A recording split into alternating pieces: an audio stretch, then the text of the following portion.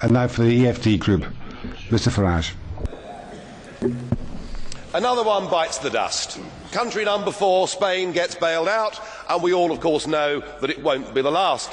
Though I wondered over the weekend whether perhaps I was missing something, because when the Spanish Prime Minister, Mr Rajoy, got up, he said that this bailout shows what a success the Eurozone has been.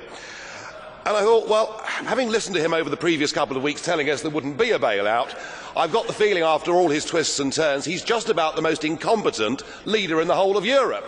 And that's saying something, because there's pretty stiff competition. Indeed, every single prediction of yours, Mr Barroso, has been wrong. And dear old Herman Van Rompuy, well, he's done a runner, hasn't he? Because the last time he was here, he told us we'd turned the corner, that the euro crisis was over, and he hasn't bothered to come back and see us. You know, I remember being here 10 years ago and hearing the launch of the Lisbon Agenda.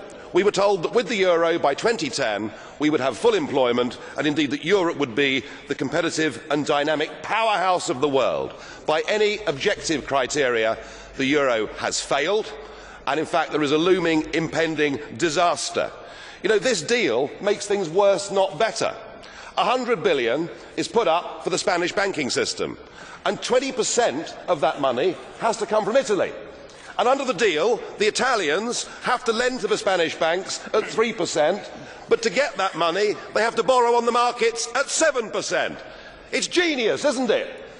It really is brilliant. So what we're doing with this package is we're actually driving countries like Italy towards needing to be bailed out themselves. In addition to that, we put a further 10% on Spanish national debt. And I tell you, any banking analyst will tell you 100 billion doesn't solve the Spanish problem. It would need to be more like 400 billion.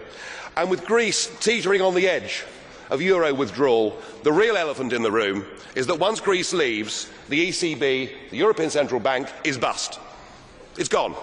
It has 444 billion euros worth of exposure to the bailed out countries. And to rectify that, you'll need to have a cash call from Ireland, Spain, Portugal, Greece and Italy. You couldn't make it up, could you? It is total and utter failure. This ship, the Euro Titanic, has now hit the iceberg, and sadly there simply aren't enough lifeboats. Thank you very much.